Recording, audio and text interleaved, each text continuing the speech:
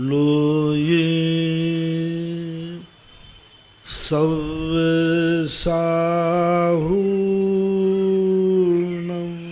नमो लोये सव्यसाहूणम्।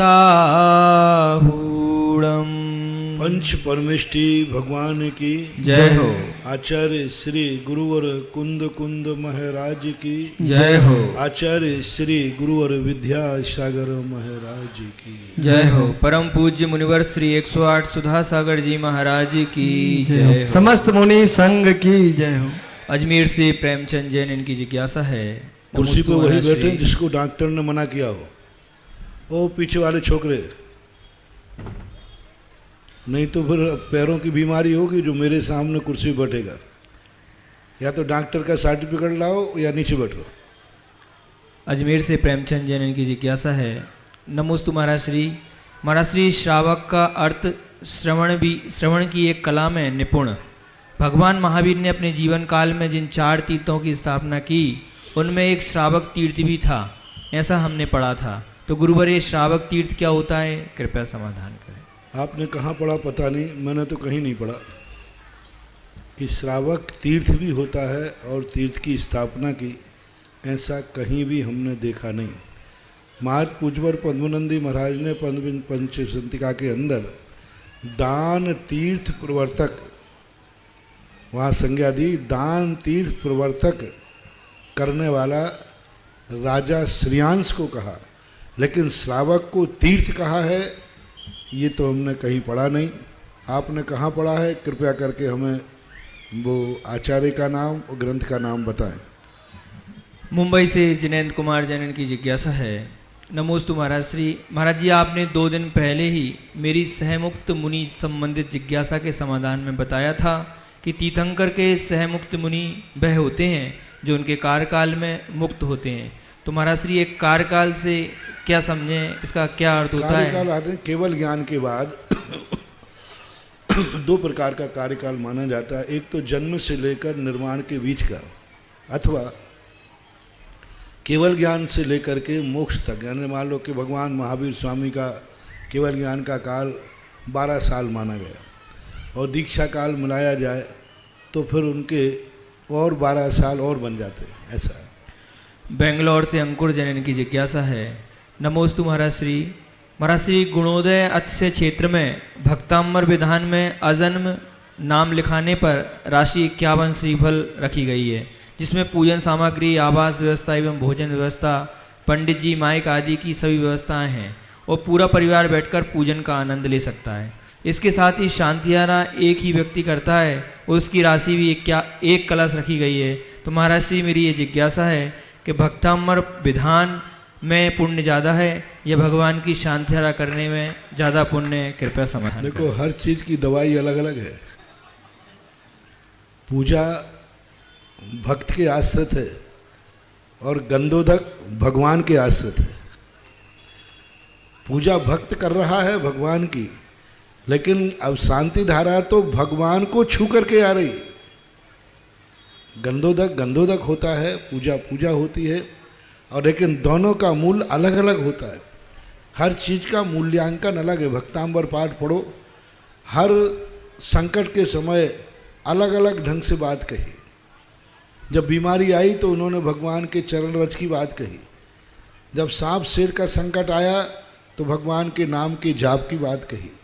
तो हर वस्तु, कोई जैन दर्शन की एक सबसे बड़ी विशेषता है, कोई वस्तु की कोई कीमत नहीं है, और जब अटक जाए तो एक छोटी सी वस्तु की भी बहुत कीमत हो जाती है। तो दवाई की कोई कीमत नहीं होती, क्योंकि जिससे बीमारी दूर हो जाए वो दवाई अनमोल हो जाती है। इसलिए दोनों के फल भिन्न भिन्न हैं, तो भिन्न भिन्न ही जानना चाहिए। इंदौर से प्रिय। और उसमें सबसे बड़ी चीज़ है कि शांति धारा ही नहीं है, तीर्थ की रक्षा भी है। भक्तांबर वाला तो मात भक्तांबर की पूजा कर रहा है, वो तो तीर्थ रक्षक है। यानी पूरे तीर्थ की एक दिन उसके नाम से रक्षा हो रही है। तीर्थ की सारी व्यवस्थाएं उसके नाम से हैं। शांति धारा तो है ही, शांति धारा तो बोनस में है। मूल रूप से तो उसकी उपाधि क्या है? तीर्थ रक्षक। यानी तीर्थ रक्षा करने वाला उसकी कीमत ज़्यादा है, शांति धारा तो है ही साथ में। इंदौर से प्रियम लवी जैन इनकी जिज्ञासा है, गुरुवर के चरणों में नमोस्तु। इनकी जिज्ञासा है कि जब कोई हमारी प्रशंसा और सम्मान करता है तो हम खुश हो जाते हैं और उसे अपना मान लेते हैं, लेकिन यदि कोई व्यक्ति हमारी बुराई करे और अपमान करे तो हम उसे अपना दुश्मन मानते हैं और दुख के कारण दुखी होते हैं। इन दोनों परिस्थितियों में हम लोगों पर निर्भर हैं। हम स्वतंत्र बनने के लिए किस प्रकार की प्रवृत्ति करनी चाहिए? कृपया उचित मार्गदर्शन करें। सारी चीज़ें उपादान दृष्टि की जो चर्चाएं चल रही हैं, जब व्यक्ति उपादान दृष्टि रख लेता है कि जो कोई भी हमारी निंदा कर रहा है, जरूर हमने पूर्व भाव में किसी की निंदा की थी। जब कोई हमारी प्रशंसा कर रहा है तो जरूर मैंने कोई अच्छा कार्य किया होगा, किया है, तभी यशस कीर्ति नाम कर्म का सबसे बड़ा उपाय है। व्यक्ति यदि हर चीज़ में ये सोच ले कि आज मेरी बुराई हो रही है, आज मेरे लिए कुछ गलत कह रहा है, कोई मेरे अनुकूल नहीं बन रहा है, तो ज़रूर मेरे कर्म का उदय है, मैंने किया था। और आज मेरी प्रशंसा हो रही है तो मैंने कोई अच्छा कार्य, यशस कीर्ति नाम कर्म का उदय है। समता भाव धारण करने के लिए हमारे शास्त्रों में विपाक विचय धर्म ध्यान सबसे बड़ी निधि है, मंत्र है। जब भी मन कलुषित हो, जब भी मन निंदा से आकुलित हो, जब भी मन प्रशंसा से अहंकार में जाने लग जाए, तब तुरंत विपाक विचय धर्म ध्यान करना चाहिए। पुण्य पाप फल माई हरख बिलखो मत भाई, यह पुद्गल पर जाय उपज बिन से थिर नाई। ये विपाक विचय धर्म ध्यान का मूल मंत्र है, सूत्र है। बीरठ से विपिन कुमार जैन इनकी जिज्ञासा है, महाराज के चरणों में नमोस्तु। महाराज श्री भगवान महावीर स्वामी का जन्म पार्श्वनाथ भगवान के 250 साल बाद हुआ तथा 100 वर्ष भगवान पार्श्वनाथ की आयु थी, यानी पार्श्वनाथ भगवान के निर्वाण के 150 वर्ष के बाद भगवान महावीर का जन्म हो गया। पार्श्वनाथ भगवान के निर्माण के पश्चात श्रुतकेवली भी रहे होंगे, उनके बाद उनकी परंपरा भी चली होगी, लेकिन उनकी किसी परंपरा का जिक्र नहीं आता। क्या अगले तीर्थंकर के जन्म के बाद पूर्व परंपरा समाप्त मानी जाती है? कृपया हाँ, मान ली जाती है, क्योंकि जो जिस समय तीर्थंकर होते हैं उन्हीं का शासन माना जाता है, उन्हीं की परंपरा मानी जाती है। पारसनाथ की परंपरा वहीं खत्म हो गई, लेकिन पारसनाथ के द्वारा दीक्षित शिष्य महावीर स्वामी के समय थे। महावीर के समोषण में ऐसे भी शिष्य उस समय थे जो शिष्य पारसनाथ की परंपरा में दीक्षित हुए थे और भगवान के समोषण में विद्वान थे। महावीर स्वामी के समोषण में ऐसा। कोटा से मैना जैन की जिज्ञासा है, गुरुवर के चरणों में नमोस्तु। महाराज श्री जिज्ञासा कल के प्रवचन से है। कल आपने प्रवचन में बताया, कहा कि या तो महावीर बनो या आदिनाथ बनो, 100 पुत्रों को जन्म दो। तो गुरुवर अगर इतने को जन्म देंगे तो आजकल की जनता कहेगी पागल हो गया है, खिलाएगा क्या, महंगाई क्या है, जमाना क्या है। वैसे भी गुरुवर आजकल की एक ही संतान भारी पड़ती है। इस विषय में महाराज श्री आप मार्गदर्शन। सारी दुनिया क्या कहेगी मुझे पता नहीं, लेकिन 100 बेटे मम्मी कहेंगे ये पक्का है। 100 बेटे माँ कहेंगे पक्का है। 100 बेटे तेरे पैर पूजेंगे पक्का है। 100 बेटे तेरी जय जयकार करेंगे पक्का है। और 100 के बाद उनके यदि 100 होंगे तो 100 गुणे 100 10,000 बेटे तुझे दादी कहेंगे, राजमाता कहेंगे। ये तो पक्का है ना। कितने कार्य हैं जो तुम दुनिया के डर से छोड़ देते हो? कितने कार्य हैं ऐसे संसार में? तुम कितने कार्य करते हो जिसमें ये डरते हो कि दुनिया क्या कहेगी? 50-60% व्यक्ति कार्य करता है जो दुनिया की परवाह नहीं करता कि दुनिया क्या कहेगी, तो कहेगी मैं तो ये कार्य करूँगा। तो उन सब कार्यों में देखना चाहिए, कोई कुछ नहीं कहेगा, कोई कुछ नहीं। कहने वाली बातें आती, कोई कुछ कहेगा पागल हो गया, क्या कहेगा पागल हो गया? तो ऋषभदेव को तुम आगे कर देना कि वो पागल थे क्या। अब खाने खिलाने नहीं बचेगा तो चिंता मत करो, जिसने जीवन दिया वो कफन भी देगा, जिसने पेट दिया वो रोटी भी देगा। सागर से जयेश जैन, जयश्री जैन इनकी जिज्ञासा है, महाराज श्री, अगर मंदिर में भगवान की वेदी की मूर्ति की अगर परछाई पड़ती है तो हमको परिक्रमा लगाना चाहिए या नहीं? अगर लगाते हैं तो इसमें क्या दोष? कृपया समाधान। परछाई का कोई विशेष विकल्प हमारे शास्त्रों में नहीं आया, इसलिए चला करके नहीं करना, लेकिन पड़ती है तो वहाँ चटाई आदि डाल देना चाहिए। इंदौर से महेंद्र जैन की जिज्ञासा है, गुरुवर, आज के कई श्रावक अपने सुख दुख को अपने कर्मों से न जोड़ते हुए उल्टा देव साहस गुरुओं को उलाहना देते हैं। ऐसी प्रवृत्ति क्या ठीक है और इसके क्या परिणाम होंगे? कृपया मार्गदर्शन। इसका परिणाम दुष्परिणाम ही होता है। मैंने कहा ना, जिसकी निमित्त बुद्धि हो जाती है, आज प्रातःकाल ही कहा था, जो हमेशा कोई निमित्त बुद्धि हो जाने पर निमित्त के इतने अधीन हो जाता है कि वो सब कुछ निमित्त पर थोप देता है। तो ऐसे निमित्त बुद्धि वालों के लिए ऐसी परिणति होती है, वो कभी सुखी नहीं हो पाते, दुखी ही होते हैं। हाँसी हरियाणा से सुनील जैन सराफिन की जिज्ञासा है, महाराज श्री के चरणों में नमोस्तु। महाराज श्री, जैन समाज में मंदिर और तीर्थों के पद अधिकारी अपने पद का निर्वाह नहीं करता है तो उसे कौन से कर्म का बंध होगा? कृपया समाधान। उसे ऐसे कर्म का बंध होगा कि वो घर का भी मुखिया नहीं बन पाएगा। जो मंदिरों के पदों को समय नहीं दे पाते हैं, जो सही ढंग से निर्वाह नहीं कर पाते हैं, मात्र हुकूमत बनाकर अपना कब्जे में रख लेते हैं और यदवा तदवा चुनाव करके जीतते हैं, दादागिरी गुंडागिर्दी करके जीतते हैं, मायाचारी करके जीतते हैं, तो ऐसे लोगों के जीवन में ऐसे कर्म का उदय आता है कि जीवन एकाध जीवन ऐसा हो जाता है कि घर के सदस्य भी, उनका बेटा भी उन्हें बाप नहीं मानता, उनका बेटा भी उनके विमुख हो जाता है, परिवार के लोग भी उनकी उपेक्षा करने लग जाते हैं। मौत निम्न कर्म का बंध होता है। पद जब ही लेना चाहिए जब सारी समाज चाहे। मेरा तो हमेशा कहना है, धार्मिक पदों का कभी चुनाव नहीं होना चाहिए और धार्मिक पद पर कभी खड़े नहीं होना चाहिए। हमारे यहाँ तो राजनीतिक पद पर ही खड़े नहीं होना चाहिए। पूरी समाज चुनाव के लिए, पूरी समाज मिलकर के घर जावे श्रीफल लेकर और श्रीफल भेंट करे कि भाई हम आपको अध्यक्ष बनाना चाहते हैं, पदाधिकारी बनाना चाहते हैं, तब कहीं अपनी सहमति देना चाहिए। कभी भी चुनाव में खड़े नहीं होना चाहिए, निर्विरोध चुनाव होना चाहिए मंदिरों की। और जो चुन करके आते हैं पदाधिकारी, इनकी बहुत बुरी दशा होती है। इनका अंत हम तो आप देख लेना, जितने ज़्यादातर लोग जो चुन करके आते हैं, एन कैन के चुनते हैं, इनका मरण अच्छा नहीं होता। जो पदों को एक बार लेकर के अपनी गद्दी हुकूमत समझते हैं और एन कैन पुराना अच्छे प्रकार से पदों पर बने रहना चाहते हैं और पदों पर बैठ जाएं तो चटे रहते हैं, छोड़ना नहीं चाहते, इनकी मौत बहुत बुरी होती है, बहुत अच्छी नहीं होती, बहुत बुरी तरह मरते हैं। इसलिए मैं तो हमेशा सदा भक्तों से एक ही कहता हूँ कि जहाँ निर्विरोध चुनाव हो वहाँ तो भली समाज को सेवा दे देना, लेकिन चुनाव में खड़े होकर के अपने पुण्य का क्षय नहीं करना चाहिए।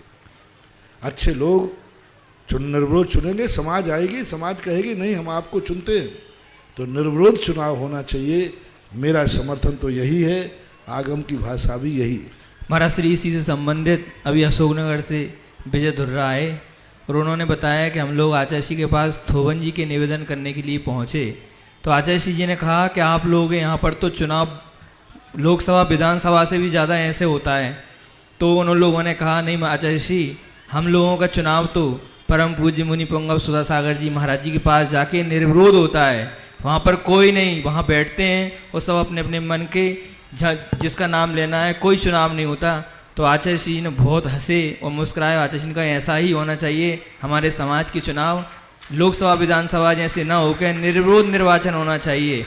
बहुत अच्छा। थोवन जी वालों में, उनके आसपास के लोगों में इस बार सद्बुद्धि आई और ऐसी सद्बुद्धि आई कि यहाँ आकर के 10-15 मिनट के अंदर सर्वसम्मति से पुराने जो पदाधिकारी थे उन्होंने पद छोड़ने में बिल्कुल कसाई नहीं की, बिल्कुल भी। उन्होंने खुद कहा कि नहीं मैं समय नहीं दे पाता हूँ, दूसरे लोगों को चुनो। उनको बुरा नहीं लगा कि मुझे क्यों हटाया जा रहा है। कई लोग तो ऐसे हो जाते हैं, मैंने ऐसे लोग देखे कि यदि पदाधिकारी मेरे सामने हट जाए ना तो वो मेरा ही दुश्मन बन जाता है। हाँ, महाराज जी के सामने मुझे हटा दिया, महाराज जी ने हटा दिया। यानी पदों को ऐसे चढ़ता है कि बरसों रहने के बाद भी, कई बार रहने के बाद भी हटे तो उसके अंदर फफूंद आती है। लेकिन अशोकनगर के जो चुनाव हुए थे, पुराने पदाधिकारी इतने खुश थे, इतने आनंदित थे, उन्होंने खुद कहा कि नहीं, मेरे चुनाव में मुझे मत खड़ा करो, मैं नहीं आऊँगा, आप तो नए लोगों को मौका दो। और उन लोगों ने खुद प्रस्ताव रखा और बहुत अच्छी तरह से निर्विरोध चुनाव हुआ। और जब से निर्विरोध कमेटी बनी है यहाँ पर, तब से थोबन जी का दिन दूना रात चौगुना विकास हो रहा है, अतिशय हो रहा है, श्रद्धालु बढ़ रहे हैं। सब गुरु कृपा है।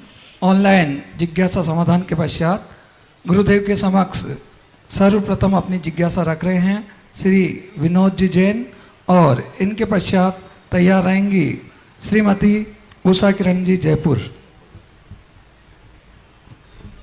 विनोद जी जैन, उषा किरण जी जैन, और इनके पश्चात तैयार रहेंगे श्री पद्मा जी हरसोरा आवा वाले।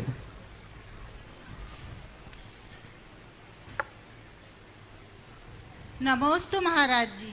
महाराज जी, कुछ समय पहले, करीब 7-8 साल पहले मैं एक मंदिर में गई। वहाँ की व्यवस्था और शांति देख के बहुत भावपूर्वक मैंने पूजन करा। एक पूजा करती थी, पर मैंने उस दिन 5 पूजा करी और आंखों में से अश्रुधार सी बह गई, इतना मन लगा।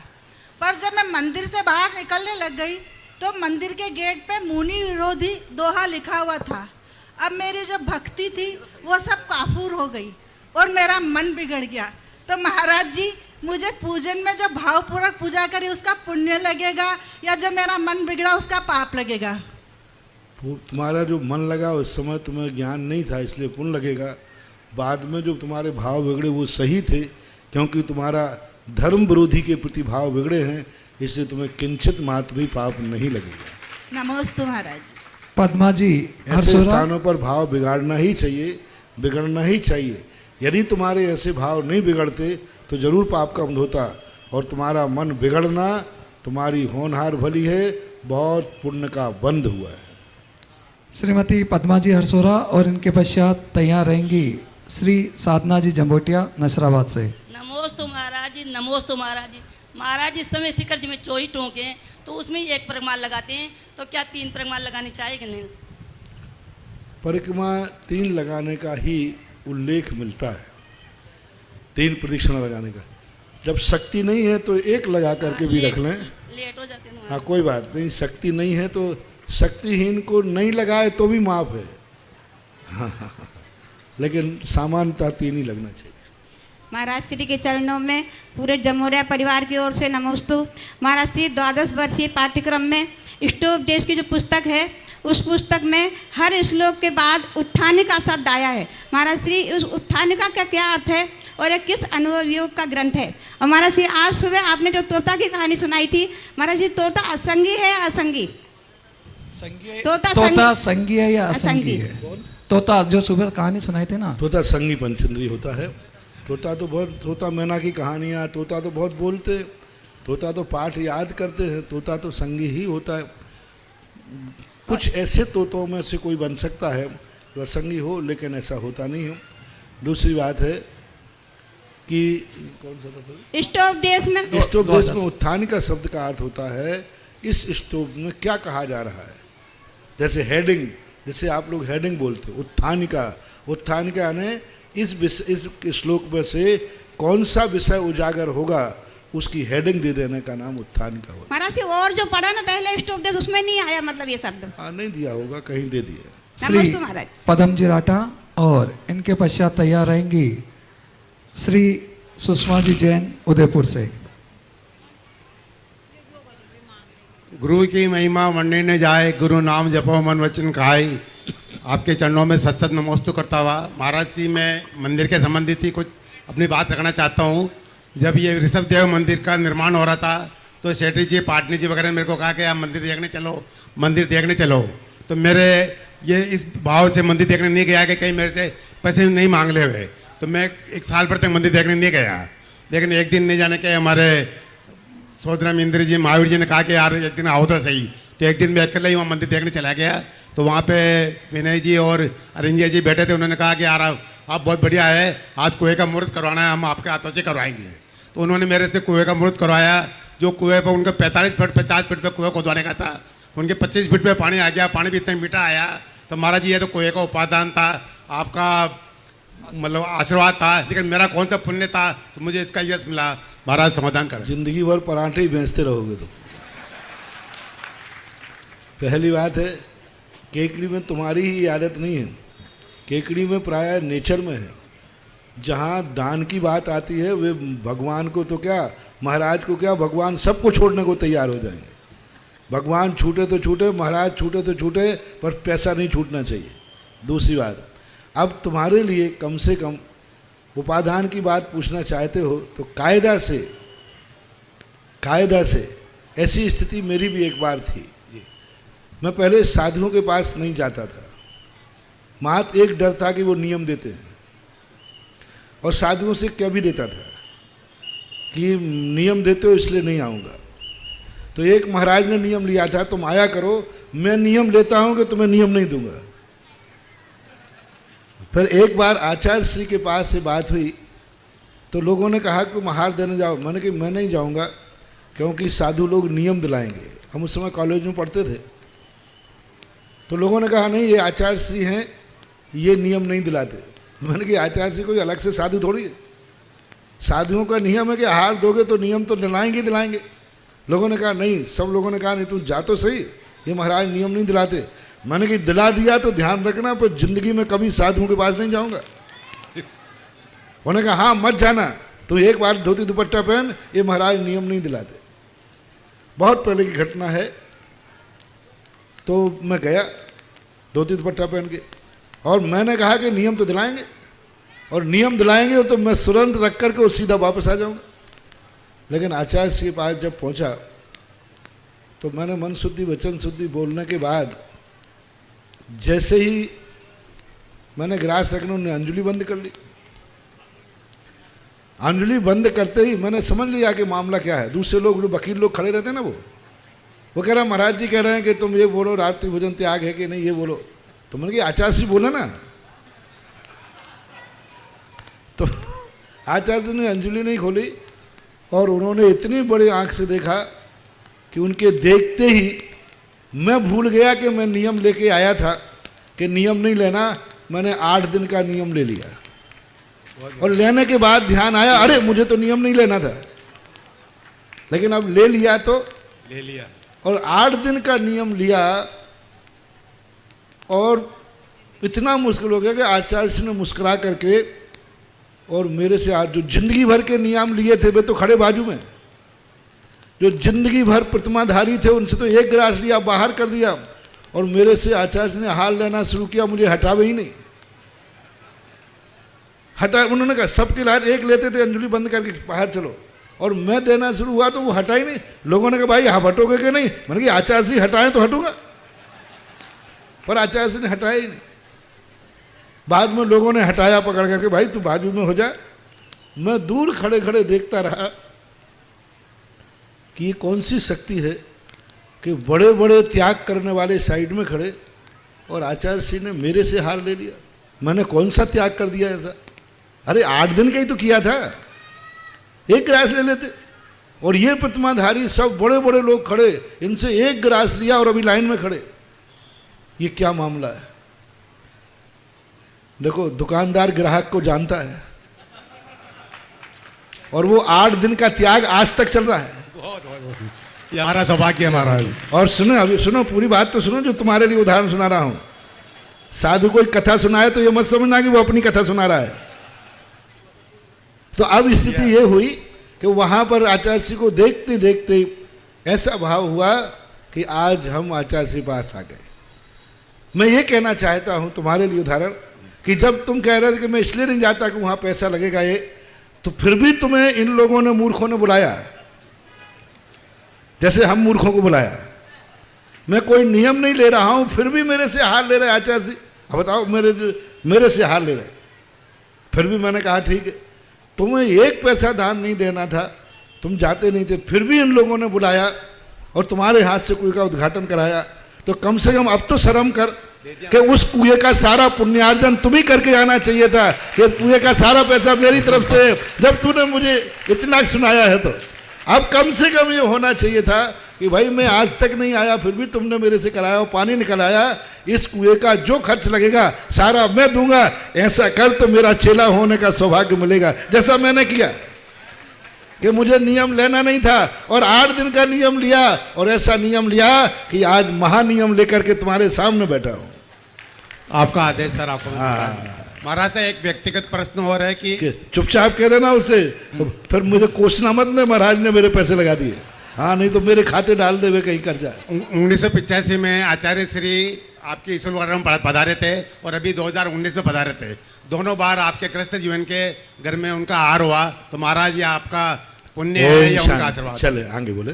श्रीमती सुषमा साधु जी से जैन, उतना ही प्रश्न करना चाहिए जो साधु की मर्यादा में। श्रीमती सुषमा जी जैन उदयपुर, और इनके पश्चात तैयार हैं श्री मंजू जी पाटोदी भिलवाड़ा। सबके जीवन की दशा और दिशा सुधारने वाले गुरुवर हमारे पूरे परिवार की ओर से त्रिबार नमोस्तु नमोस्तु नमोस्तु।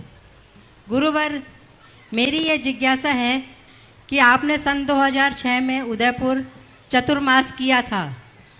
अब हम ऐसा क्या पुण्य करें कि आप वापस उदयपुर पधारें और हमारा निमित्त बने कि हम वापस क्या करें ऐसा कि आप वापस उदयपुर आएँ? माला फेरो पुण्य कमाओ। चलो आगे बढ़ो।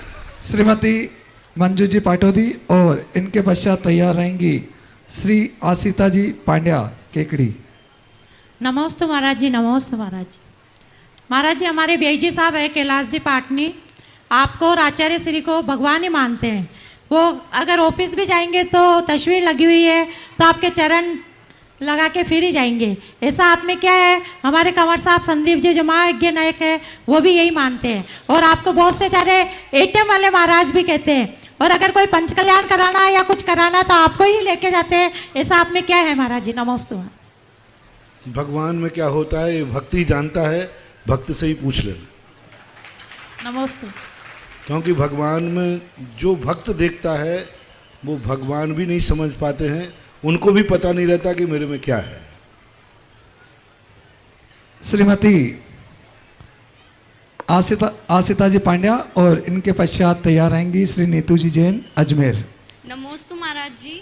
महाराज जी, मेरी जिज्ञासा है, जो आपने सुबह प्रवचन में कहा था कि अंधविश्वास के कारण व्यक्ति भैंस की भी पूजा कर लेता है, तो महाराज जी मेरी जिज्ञासा है कि हमें बड़े टोकते हैं कि हमें ना मीठा खा के बाहर नहीं जाना चाहिए, तो ये कहाँ तक सही है? कहाँ नहीं जाना चाहिए? मीठा खा के बाहर नहीं जाना चाहिए, 12 बजे बाहर नहीं निकलना चाहिए। मीठा खाकर बाहर नहीं जाना चाहिए, अंधविश्वास है ऐसा लोगों में प्राय। कहाँ तक सही है? मीठा खाकर बाहर नहीं जाना चाहिए। हाँ, कुछ भी अनिष्ट हो सकता है, कुछ भी लग कुछ हो सकता है। जाए ऐसा तो कोई बात नहीं, हमने कहीं पढ़ा नहीं है। अंधविश्वास में बहुत सारे ऐसे अंधविश्वास होते हैं जो एक रूढ़ी बन करके चल जाते हैं। अब वो कोई ऐसी बात हो तो मैंने कहीं देखा नहीं। श्री गुणोदय तीर्थ क्षेत्र से पूरा भारतवर्ष भली भांति परिचित है कि गुरुदेव के आशीर्वाद से गुणोदय तीर्थ क्षेत्र एक ऐसा तीर्थ क्षेत्र बनने जा रहा है जो निश्चित रूप से राजस्थान में अपना स्थान अग्रणी रखेगा। इसमें जो भी तीर्थ क्षेत्र तीर्थ रक्षक सदस्य और भक्तामर्जी विधान में अपनी सहयोग राशि देकर सदस्य बनना चाहते हैं, उनका स्वागत है। जिज्ञासा के लिए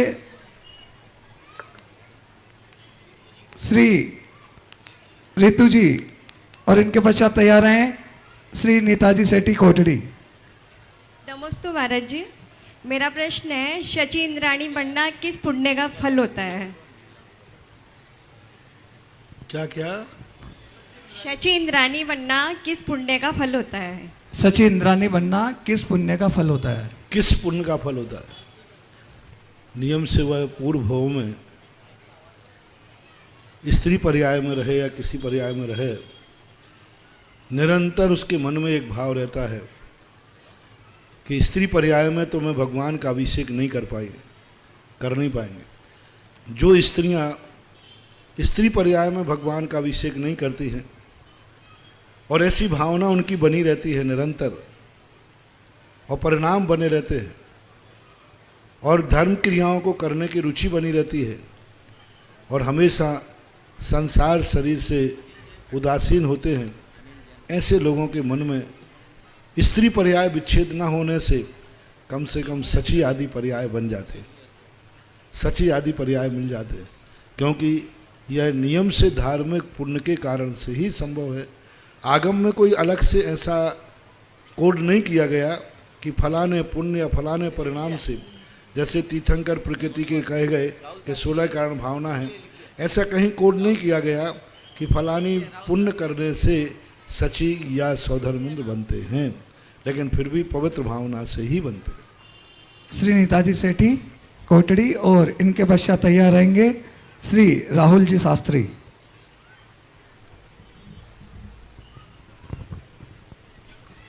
महाराज जी के चरणों में नमोस्तु नमोस्तु नमोस्तु। महाराज जी, सम्यक दर्शन देवशास्त्र गुरु पे श्रद्धान करना सम्यक दर्शन है या इसके अलावा वही सम्यक दर्शन की परिभाषा? सम्यक दर्शन की परिभाषा एक ही शास्त्रों में वर्णित है। तो सबसे पहले तो गृहस्थों के लिए कि श्रद्धानाम परमार्थानाम माप्तागम तपोव्रताम त्रिमूढ़ापूर्णमष्टांगम सम्यक दर्शन मस्मयम। परमार्थभूत यानी परमार्थ के लिए सच्चे देवसाद गुरु पर श्रद्धान करना, 3 मूर्ताओं से रहित रहना, अष्टमदों से रहित होना सम्यक दर्शन कहा है। पूज्यवर उमा स्वामी महाराज ने सम्यक दर्शन ज्ञान चारित्राणी मोक्ष मार्गा को कहते हुए तत्वार्थ श्रद्धानम सम्यक दर्शनम, तत्वों के ऊपर श्रद्धान करना सम्यक दर्शन है। लेकिन आचार्यों ने कहा तत्व क्या है गृहस्थ के लिए? देव शास्त्र गुरु ही तत्व हैं, क्योंकि 6 द्रव्य 7 तत्वों के प्रणेता देव शास्त्र गुरु ही होते हैं। इसलिए कारण में कार्य का उपचार करके 7 तत्व कहो, देव शास्त्र गुरु कहो, एक ही बात है। नमोस्तु राहुल जी शास्त्री और इनके पश्चात तैयार रहेंगी श्री सुरुचि जी लोहाड़िया। गुरुवर की चरण में त्रिवैर नमोस्तु नमोस्तु नमोस्तु। गुरुवर, भगवान से श्रीमती कविता जी का यह है जिज्ञासा। वो बोलती हैं जब भी मैं मंदिर जाती हूँ तो जो द्रव्य लेके जाती हूँ तो वह गिर जाती हो, या तो मंदिर में गिर जाती है या फिर घर से निकल जाती है, तो इसका क्या कारण है? सावधानी से ले जाओ, नहीं गिरेगी। और एक कहीं न कहीं उपयोग चंचल रहता है, मन कहीं रहता है, क्रिया कहीं होती है तो गिर जाती है। एक और जिज्ञासा है, वो बोल रहे हैं पहले मैं बहुत उपवास व्रत किए हैं, मगर अब क्या है किसी भी कारण से मैं उपवास नहीं कर पाती हूँ या व्रत नहीं कर पाती हूँ, उसका क्या कारण है महाराज जी? कोई कारण नहीं, मन की विशुद्धि का कारण है। विशुद्धि बढ़ाओ फिर से हो जाए। नमस्ते। श्री सुरुचि जी लोहाड़िया और इनके पश्चात तैयार रहेंगे श्री अनिल जी जैन कटनी। महाराज जी, दीपायन मुनि ने ऐसा कौन सा कर्म किया कि उन्हें द्वारका नगरी को जलाने का योग बैठा, और इतना मालूम होते हुए कि केवल ज्ञान में ये स्पष्ट घोषणा हो गई थी कि ये दीपायन मुनि के द्वारा द्वारका नगरी जलनी है। उन्होंने पुरुषार्थ भी किया और वहाँ से हट गए, तो उन्होंने केवल ज्ञान का विराधना की और उन्हें कौन सी गति मिली? नहीं, वो शुद्ध सम्यक दृष्टि का यही स्वरूप होता है। भगवान की वाणी कभी गलत नहीं हो सकती है, तो उनका विश्वास था। यदि उनका ये विश्वास होता कि भगवान की वाणी गलत हो सकती है तो वे मुनि नहीं बनते। लेकिन सम्यक दृष्टि का स्वरूप होता है कि भगवान भी कह दें कि तेरे से पाप होगा, तो फिर वो पाप करने के लिए तैयार नहीं रहता, वो पाप से बचने का उपाय करता है। सबसे बड़ा दीपायन मुनि जिस समय भगवान से वाणी सुनी, उस समय वो परम सम्यक दर्शन को प्राप्त हुआ कि ये तो निश्चित है कि भगवान ने कहा है वह होगा। लेकिन मैं क्या मिथ्या दृष्टि होता तो माचिस काड़ी लेके बैठ रहता कि भगवान ने कहा है तो द्वारका जलाऊंगा, जलेगी द्वारका, मेरे से जलेगी द्वारका। नहीं, परम सम्यक दृष्टि था। उन्होंने कहा नहीं, भगवान ने कहा है तो क्या हुआ, लेकिन मैं तो पुरुषार्थ करूंगा। जैसे आज के मिथ्या दृष्टि लोग कहते हैं जो जो देखी बीत राग ने, और हाथ पे हाथ रखे बैठे हैं। अरे भगवान ने जो देखा होगा देखा होगा, मेरा पुरुषार्थ क्या है कि मैं खोटा काम नहीं करूंगा। उसका प्रमाण ये है कि दीपायन मुनि भगवान की वाणी को जानते हुए भी उस पाप से बचने के लिए मुनि बने, और ऐसे परम मुनि बने भावलिंगी संत, और ऐसे जो लाखों भावलिंगी में एक किसी भावलिंगी को रिद्धि प्राप्त होती है, किसी एक भावलिंगी को। रिद्धियाँ मिथ्या दृष्टि को प्राप्त नहीं होती, भगवान की आराधना करने वाले को नहीं होती, भगवान की वाणी को आराधना करने वाले को रिद्धियाँ प्राप्त नहीं होती। और दीपायन मुनि को रिद्धि प्राप्त हुई। पूज्यवर वीरसेन स्वामी महाराज ने परम भावलिंगी छठे सातवें गुणस्थान वर्ती दीपायन मुनि को कहा। तो इसलिए ये लोगों का भ्रम है। लोग जो भगवान ने देखी मैं वही तो कर रहा हूँ, ये मिथ्या दृष्टि का लक्षण है। भगवान ने क्या देखा भगवान जाने, मेरा काम क्या है, मैं द्वारका नहीं जलाऊंगा, इतने जीव मेरे द्वारा जलेंगे, ये प्यारी द्वारका सब जंतु मेरे यहाँ, उनका कांप गए वो। और उन्होंने इसलिए मुनि व्रत धारण किया कि ना मैं अग्नि जलाऊंगा और ना द्वारका जलेगी, मुनि व्रत धारण कर लिया। लेकिन भगवान की वाणी सत्य थी तो वे विभ्रम हो गए और 1 महीना भूल गए। 12 साल के बाद 3 महीने भूल गए, हर 3 साल के बाद 1 महीना बढ़ता है, तो 4 माह भूल गए वो। 4 गिनती कर लिया तो भगवान की वाणी को वो सत्य मानते थे, उन्होंने आराधना नहीं की।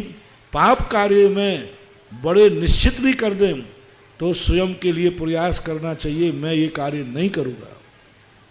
बड़े निश्चित कर रहे हैं कि ये कार्य तुझे करना पड़ेगा, लेकिन मैं तो नहीं करूँगा। और ये मालूम है कि जितने बड़े ने कह दिया तो वो करना पड़ेगा, लेकिन तुरंत अपना पूरा पुरुषार्थ लगाओ कि मैं ये नहीं करूँगा। दीपायन मुनि शुद्ध सम्यक दृष्टि था, भावलिंगी थे, परम भावलिंगी थे, भावलिंगी नहीं परम भावलिंगी संत थे, ध्यान रखना चाहिए। गति क्या हुई महाराज जी? गति उनकी बाद में हुई कि द्वारका जली।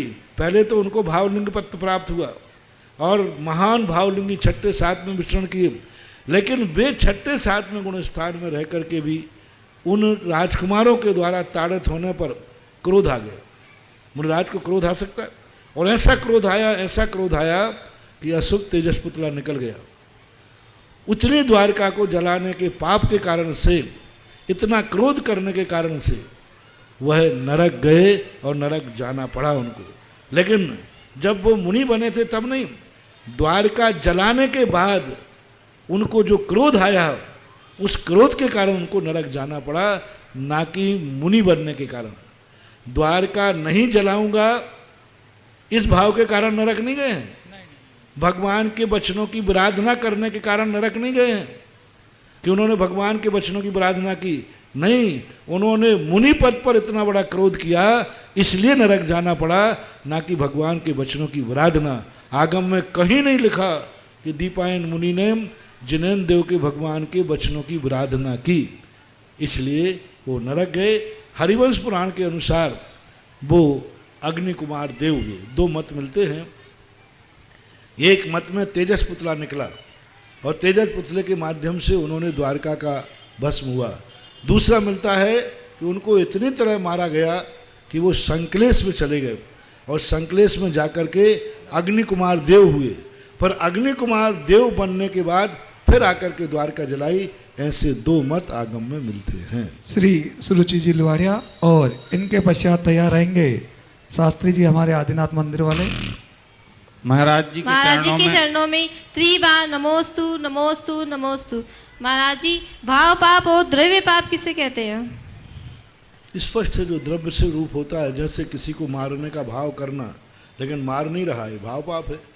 और किसी का मर्डर कर देना, ये द्रव्य पाप है। झूठ बोलने का भाव कर रहा है, भोला नहीं है, झूठ बोल देना द्रव्य झूठ है, ऐसा सब। श्री अनिल जी कटनी और इनके पश्चात तैयार रहेंगे शास्त्री जी केकड़ी। महाराज जी के चरणों में नमोस्तु नमोस्तु नमोस्तु। कटनी जैन समस्त समाज का नमोस्तु।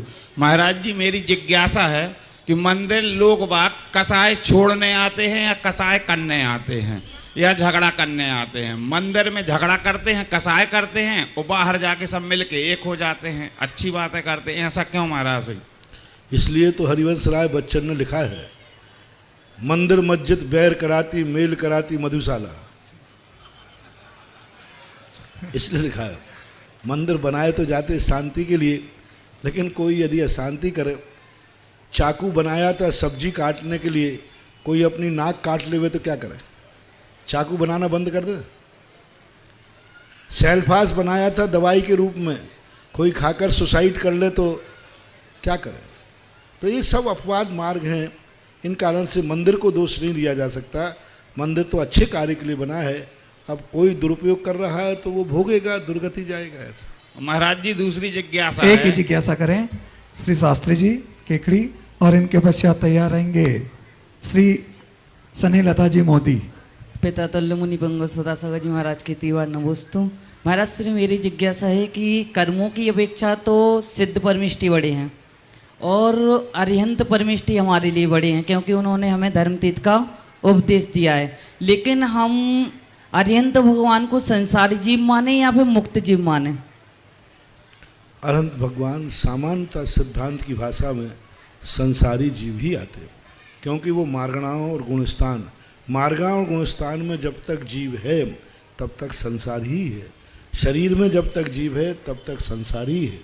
चरणानुयोग की व्याख्या में उनको जीवन मुक्त कहा जाता है कि अरहंत भगवान बन जाने के बाद अब उनका जन्म तो नहीं होगा, लेकिन अभी मरण होगा, निर्माण होगा, इसलिए जीवन मुक्ति की चरणानुयोग में व्याख्या मिलती है। हमारे आचार्य महाराज उसको कहते हैं कि जैसे एक जेल में व्यक्ति है और उसको वारंट हो गया कि तुम्हारे लिए कोर्ट से बरी कर दिया गया, लेकिन उसके बावजूद भी अभी जेल से छूटा नहीं है, कार्रवाई तो होना है। मान लीजिए आज उसको घोषणा कर दी कि तुम जेल से, कोर्ट से बरी हो गए, लेकिन वो तुरंत छूट जाता है, कार्रवाई होती है। तो छूटने का वारंट मिल गया, लेकिन अभी जेली नंबर है, जेल की ड्रेस है, जेल के अंदर है, लेकिन कोर्ट से वारंट मिल गया कि तुम्हारे लिए जेल से मुक्त किया जाता है। अरहंत भगवान को वारंट मिल गया कि अब तुम संसार से मुक्त किए जाते हो, लेकिन अभी संसारी नंबर, संसार का शरीर, गुणस्थान, मार्गणा, कर्म, सारे नंबर उसके पास हैं। ऐसा बोलो। नमोस्तु महाराज। श्री रेणु जी जैन टोडा और पहले श्री स्नेहलता जी मोदी। देखिए, जिनका नाम लिया जाता है वह प्रश्न अगली जो जिज्ञासु है उनके बाद ही आप खड़े हो जाएं। जो भी मात्र 1 लाख की राशि देकर गुणोदय अतिशय तीर्थ क्षेत्र में तीर्थ रक्षक बनना चाहते हैं, उनका स्वागत है। महाराज जी के चरणों में मेरा और मेरे परिवार की तरफ से नमोस्तु। जैन से मिलता है तो जय जिनेन्द्र बोलता है, और जैन से अजैन मिलता है तो कोई राधे राधे बोलता है, कोई राम राम बोलता है, कोई जय श्री कृष्णा बोलता है। तो उनके अभिवादन में उनको क्या बोलना चाहिए? राधे राधे बोलते हैं तो जय जिनेन्द्र बोलना चाहिए? सबको अपनी अपनी बात बोलना चाहिए। हाँ। अपनी अपनी बात जो बोल रहा है उसकी श्रद्धा है। हाँ। तुम्हारी जो श्रद्धा है तुम बोलो। वो बोले राम राम, तुम बोला जय जिनेन्द्र। अच्छा। वो बोले राधे राधे, तुम बोलना जय जिनेन्द्र। तो ये सब अभिवादन होते हैं। अभिवादन जिस व्यवहार से चलते हैं उनको व्यवहार मान लिया जाए। श्री रेणु जी जैन टोडा और इनके पश्चात तैयार रहेंगी श्री सरोज जी गोदा अजमेर।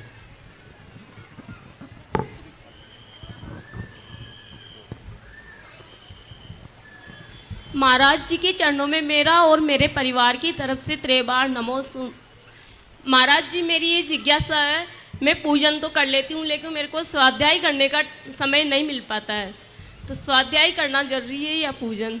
एक व्यक्ति ने के क्लास में 6 पेपर थे, तो उसने कहा 1 पेपर के लिए तो टाइम है और 5 पेपर के लिए टाइम नहीं है, तो पास में आएगा कि फेल में? बस यही उत्तर है इसका। श्री सरोज जी गोधा और इनके पश्चात तैयार रहेंगी श्री सुरभि जी कासलीवाल। देखिए, खड़े हो जाइए, जैसे नाम होता है खड़े हो जाइए। अगली जिज्ञासु खड़े हो जाए, सुरभि जी कासलीवाल। गुरुवर के चरणों में त्रिबार नमोस्तु मेरे और मेरे परिवार की ओर से। महाराज जी, ये शंका मेरी नहीं, मेरे किसी रिश्तेदार की है। वो पूछना चाह रहे हैं कि यदि कोई महिला शांति धारा करवाना चाहती है और उनके परिवार में उनके घर से कोई भी सदस्य नहीं करना चाहता है, तो वह किसी दूसरे पुरुष से शांति धारा करवा सकती है क्या, और उसका पुण्य किसको लगेगा? इस चीज़ का मुझे शंका का समाधान कीजिए महाराज। हमारे यहाँ धर्म 3 प्रकार का है, कृत, कार्यत और अनुमोदना। जब कृत संभव ना हो तो दूसरे के द्वारा करवाने पर भी उतना ही पुण्य लगता है, और जो कार्यत, इसलिए उनको दूसरे से वो करवाते हैं तो कार्यत का उनको पुण्य लगेगा, बराबर पुण्य लगेगा। श्री नमोस्तु महाराज जी, नमोस्तु महाराज जी, नमोस्तु महाराज जी। महाराज श्री, मेरी जिज्ञासा यह है कि पंच कल्याण में सौधर्म, इंद्र और बाकी सारे पात्र बनाए जाते हैं, तो आदिनाथ भगवान का पात्र क्यों नहीं बनाया जाता है? वाह, बहुत अच्छा है। आदिनाथ का पात्र इसलिए वो खुद ही आदिनाथ है, उन्हीं की तो प्रतिष्ठा कर रहे हैं, उन्हीं की प्रतिष्ठा की जा रही है, उन्हीं को आदिनाथ, तो मूर्ति को तो आदिनाथ बनाया तो गया, कैसे नहीं बनाया गया? अब मूर्ति को आदिनाथ बनाया गया, इसलिए मूर्ति में आदिनाथ है। और दूसरी बात, आदिनाथ कोई बन के तो दिखाए पहले। जी महाराज जी, सौधर्म इंद्र बन जाते तो आदिनाथ भगवान का पात्र भी। आदिनाथ कैसे बनोगे? उतनी तपस्या कैसे करोगे? 6 महीने ध्यान में बैठना पड़ेगा, आहार पानी बंद हो जाएगा और सब क्रियाएं। और पात्र जब आदिनाथ भगवान के लिए ही सौधर्मेंद्र बनाया गया, तो फिर आदिनाथ तो बन ही रहे, मूर्ति आदिनाथ बनी तो रही है। और तुम लोग आदिनाथ बनना चाहो तो फिर हम नई विधि सोचूंगा। श्री सुनीता जी गदिया और इनके पश्चात तैयार रहेंगे श्री अशोक जी जैन अजगरा वाले। सुनीता जी गदिया। मात्र 1 लाख की राशि से गुणोदय तीर्थ क्षेत्र में जो सदस्य बनना चाहते हैं, वो मात्र 1 लाख रुपए देना है। और जब तक उनकी कुल परंपरा, जब तक उनकी पीढ़ियां चलेगी, तब तक वह उस क्षेत्र के, जब तक गुणोदय तीर्थ क्षेत्र है, तब तक उनके वह सदस्य बने रहेंगे और उनका परिवार हर वर्ष शांति धारा करता रहेगा। जिज्ञासा पूछिए। महाराज जी, मेरा और मेरी परिवार की तरफ से बार बार नमोस्तु नमोस्तु नमोस्तु। महाराज जी, मेरी शंका ये है कि ये जो गुंदा सांगरी ये सूखी हुई होती है, इनको अपन हरी में मान सकते हैं या नहीं? किसको? गुंदा सांगरी जो गोंदा सांगरी केर, गोंदा जो होता है एक सब्जी बनती है, अचार बनता है गोंदे का। अब जो पेड़ पे लगती है वो सब हरी है। नहीं, सुखाने के बाद कई लोग सुखाने के बाद भी वो हरी है। पेड़ पे जो जो चीज़ें ऐसी लगती हैं वे सामान्यतः फल के रूप में, सब्जी के रूप में हरी। आगे ऐसी तो सभी सब्जियां सुखा लो और फिर खा लो। श्री अशोक जी जैन अजगरा वाले और इनके बाद तैयार रहेंगी श्री अनिता जी राठा। गुरुवर के चरणों में शत शत नमन। महाराज जी, आज हमने दिन में दृश्य देखा कि आप भगवान के संस्कार कर रहे थे, मतलब आदि कुमार के संस्कार कर रहे थे, और कुछ समय बाद आप ही उनको नमस्तु कर रहे थे महाराज। और दूसरा प्रश्न ये है महाराज जी, जब मतलब प्रतिष्ठा विधि में पालकी उठाने में मनुष्य को प्राथमिकता दी गई, तो हमारे को स्वधर्म आदि जो पात्र बनाए जाते हैं, इतनी इम्पोर्टेंस उनकी महत्ता है, तो फिर ये पात्र बनाने की आवश्यकता क्या महाराज? पहली बात तो अपने बेटे को भी कई बार बाप नमस्कार करता है यदि वो मुनि बन जाता है तो। जय हो। जो जन्म देने वाले पिता हैं, यदि उनका बेटा मुनि बन जाए तो वे पिताजी उनको नमस्कार करेंगे कि नहीं? हैं? केकड़ी वाले, एक केकड़ी के बाप, यदि तुम्हारा छोकरा बन जाए तो नमस्कार करोगे कि नहीं? नमस्कार करेंगे। और यदि तुम्हारी श्रीमती आरिका बन जाए तो अशोक तो करेंगे महाराज। बंदामी कर लेना, नहीं तो कहे श्रीमती है तुम कैसे करो। आप बोलिए श्याम जी यहाँ से मुनि बने, घीसालाल जी तुम तो बड़े थे ना? हाँ बड़े हैं। श्याम जी बड़े कि घीसालाल? घीसालाल जी। तो वो श्याम जी को तू नमोस्तु करता है कि नहीं, कि हेकड़ी रहता है मैं बड़ा? हाँ। मुनि बनने के बाद तो चाहे बेटा हो चाहे कोई हो, वो वंदनीय हो जाते हैं। और महाराज तो बड़ी बाद में दीक्षित हुए, लेकिन दीक्षा आज हमने दिए, वे तो दीक्षित हो गए थे बहुत पहले, तो वो तो महान है। मैं तो उनके चरणों की धूल हूँ, इसलिए उनको नमस्कार करता हूँ। महाराज जी के चरणों में मेरे और मेरे परिवार की तरफ से त्रिबार नमोस्तु नमोस्तु नमोस्तु। महाराज जी, मेरी जिज्ञासा है कि कर्नाटक में स्वर्ण बेलगोला में मैं दर्शन करने गई, जहाँ जहाँ मंदिरों में दर्शन किए महाराज जी, मैंने एक परंपरा देखी, जिस गंधोदक को अपन एक बूंद भी नीचे गिरता है उसका अभिनय माना जाता है, पाप लगता है। तो वहाँ पर जो गंधोदक के लिए नालियाँ बनाई गई हैं, प्रत्येक मंदिरों में नालियों का निर्माण करके और गंदों तक को नालियों से पता नहीं कौन से गड्ढे में एकत्रित किया गया। ऐसा हमने देखा प्रत्येक मंदिर में महाराज जी। इसलिए तो आपने देखा होगा दक्षिण में कोई अतिशाकारी क्षेत्र नहीं है और दक्षिण की समाज में समृद्धि भी नहीं है। आपने देखा 12 वर्ष में भगवान बाहुबली का अभिषेक होता है, लेकिन दक्षिणवासी आज तक कभी प्रथम कलश नहीं कर पाए। उनकी शक्ति नहीं है, समर्थी नहीं है, क्योंकि पुण्यबंध कैसे होगा? भगवान का अभिषेक कैसे करते हैं? शुद्धि अशुद्धि नहीं रहती। भगवान पर होली खेलते हैं, भगवान के अभिषेक नीचे आता है, उसमें कीड़े पड़ जाते हैं। भगवान के गंधोदक को नाली में बहने दिया जाता है, नाली में बहता है, सीधा नाली में बहा दिया जाता है, कोई कीमत ही नहीं है। इसलिए पुण्यबंध नहीं होता। इसलिए आज दक्षिण भारत में जैनियों में सबसे ज़्यादा गरीबी दरिद्रता दक्षिण भारत के जो प्रॉपर जैनी हैं उनके अंदर पाई जाती है। देखो आप कई स्थानों पर लोग सुनाते हैं महाराज वहाँ ऐसी ऐसी दशाएं हैं तमिलनाडु आदि में जहाँ लोगों के पास कुछ भी नहीं है। तो ये है पुण्य की क्रिया को जितने सम्मान से साथ करोगे पुण्य बंद होगा, और अपमान के साथ करोगे तो पाप बंद होगा। नमस्ते महाराज। श्रीमती विनोदन जी ठोलिया और इनके पश्चात तैयार रहेंगी श्रीमती प्रेम देवी टोंक। असीमकालीन भक्तामर्जी विधान मात्र 51,000 की राशि देकर आप असीमकालीन भक्तामर्जी विधान का लाभ गुणोदय तीर्थ क्षेत्र में उठा सकते हैं। आप अपने परिवार सहित वहाँ आइए और 1 वर्ष में एक बार भक्तामर्जी विधान करने का आपको अवसर दिया जाएगा और पूरे पुण्याजक जो परिवार है उनके भोजन इत्यादि की व्यवस्था तीर्थ क्षेत्र कमेटी की ओर से रहेगी।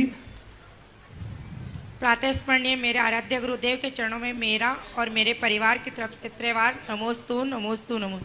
महाराज जी जयपुर से शीला जी डोड़िया ने भी आपको नमोस्तु बोला है।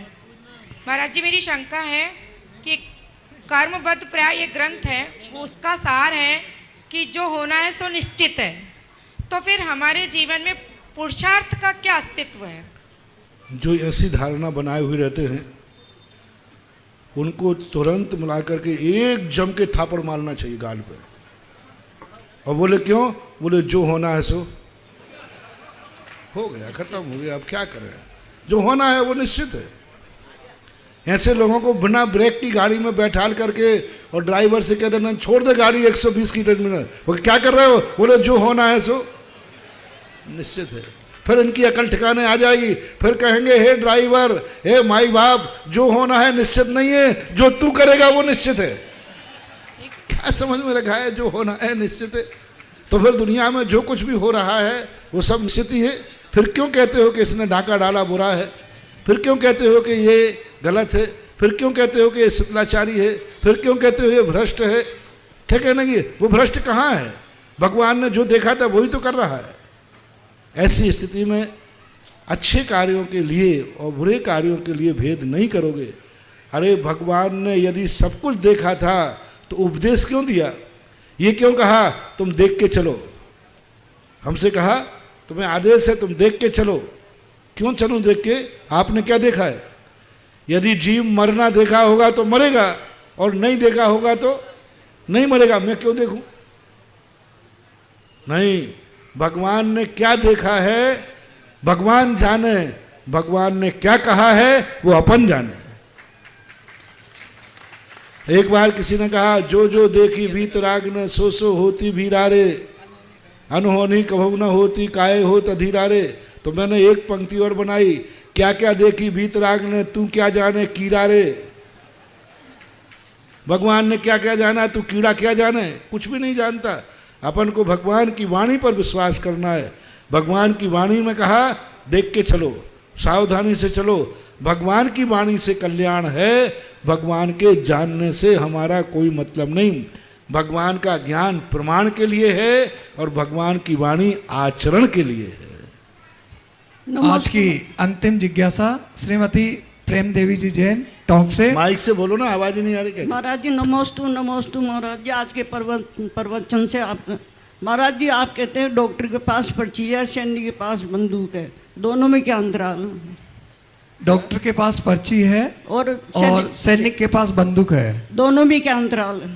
दोनों में क्या अंतर? दोनों अलग अलग चीजें हैं, आप व्यवस्था नहीं सुन पाए। डॉक्टर के पास पर्ची लिखता है, यानी धर्म देव शायद गुरु मार्ग दिखाते हैं, करना तो अपन को ही पड़ेगा। और जो बंदूकधारी है वो बिल्कुल भिन्न विषय है, वो देश की रक्षा करता है, वो देश की रक्षा करने का भाव करता है। दोनों में भाव रक्षा करने का है।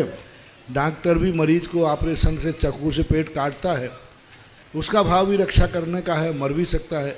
और उन सैनिक का भाव भी देश रक्षा करने का है। दोनों प्रश्न आप मैचिंग नहीं कर पा रहे हैं, प्रश्न ठीक नहीं। नमस्ते महाराज।